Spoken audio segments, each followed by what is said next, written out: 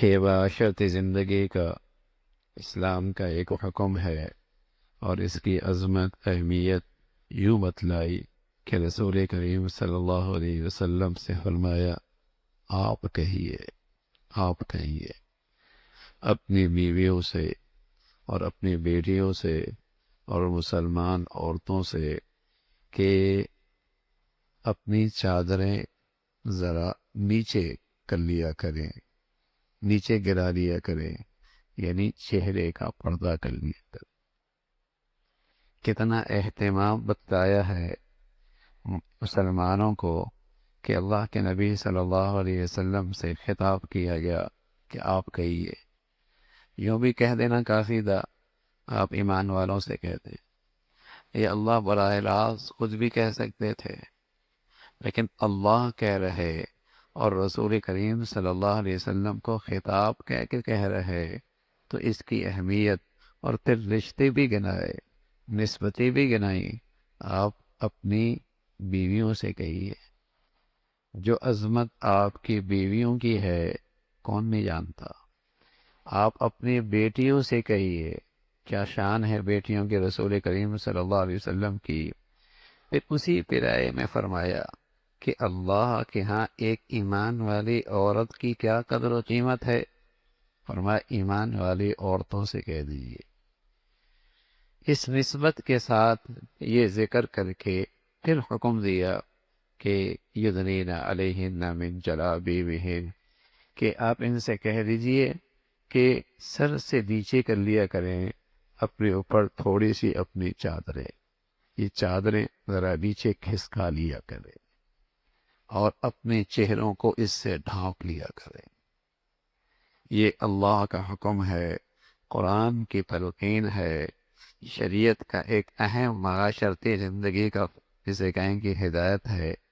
آج کا مسلمان اس کا اہتمام کتنا کرتا ہے؟ اہتمام چھوڑیے، اس حکم کا احساس کتنا رہ گیا ہے۔ احساس چھوڑیے،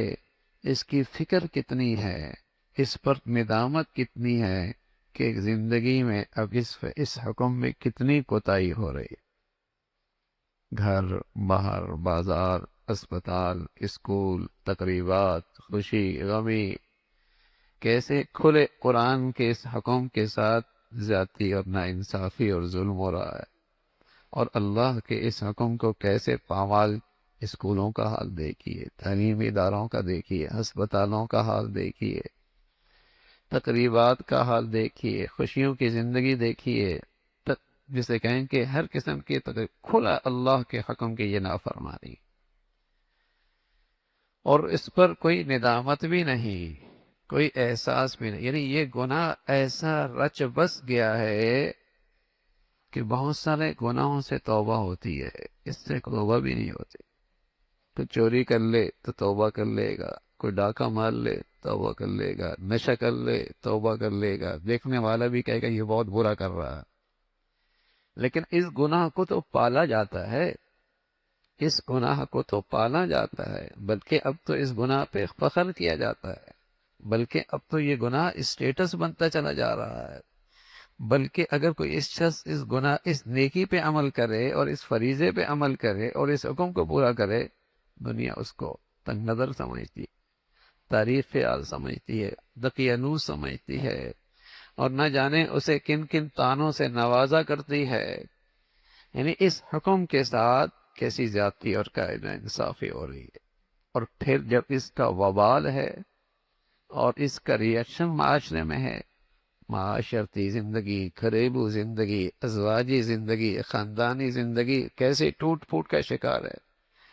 اس لیے کہ جس معاشرے میں مخلوط محافل ہوں گی اور مخلوط زندگی ہوگی اور مخلوط نظام تعلیم ہوگا، تو وہاں پھر کبھی ازواجی زندگی کا اعتماد باقی نہیں رہ سکتا، وہاں کبھی ازواجی زندگی کا اعتماد باقی نہیں رہ سکتا۔ نہ شوہر بیوی پہ اعتماد کرے گی، نہ بیوی شوہر پر اعتماد کرے گا، ہنستے بستے گھر اجڑتے ہی نظر آئیں گے۔ طلاق اور خلا کی ایسے معاشرے میں کثرت ہوا کرتی ہے۔ پہلے یہ پہچان مغرب کی ہوا کرتی تھی، لیکن بدقسمتی سے جب مسلمانوں کی دنیا نے بھی ان غیروں کے طور طریقے لے کے آئے تو اس کا ریئیکشن دیکھ رہے، کتنی کثرت کے ساتھ طلاقیں ہیں، خلا ہے، ٹوٹ پھوٹ ہے۔ اسلام کے اس حکم کو نظر انداز کیا گیا، پردے کا مذاق اڑایا جانے لگا ہے اور اس کے اندر کوتاہی ہے۔ تو اللہ رب العزت کی طرف سے یہ حکم ہے، اے نبی آپ کہہ دیجئے اپنی بیویوں سے، اپنی بیٹیوں سے اور ایمان والی عورتوں سے، یدنین علیہم، بیٹیاں، یعنی عجیب و غریب تماشا ہے، عجیب و غریب، عجیب جس کا آپ 15-20 سال پہ تصور بھی نہیں کر، اکیلے بیٹیاں، ہاں، غیروں کی دنیا میں جا کے تعلیم حاصل کر رہی ہوگی، کہاں انگلینڈ، کہاں آسٹریلیا،